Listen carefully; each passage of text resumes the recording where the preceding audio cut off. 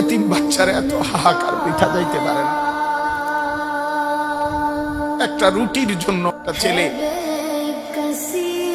ক্ষুধার্ত এতিম ছেলে 12 কিলোমিটার পায়ে হাঁটা, 12 কিলোমিটার পায়ে হাঁটা গেছে। এরপরে যখন একটা রুটি নিছে, দুশ্মনের বুলেটে তার বুকটা ঝাঁচড়া হয়ে গেছে, রুটি হাতে শহীদ হয়ে গেছে, রুটিটা খাইতে পারে না।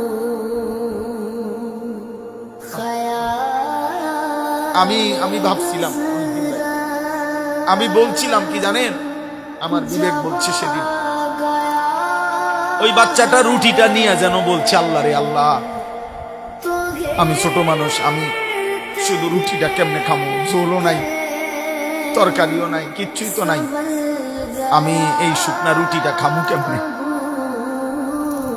আল্লাহ তাআলা যেন বলছে, আচ্ছা ঠিক আছে, আমার কাছে চলে আয়।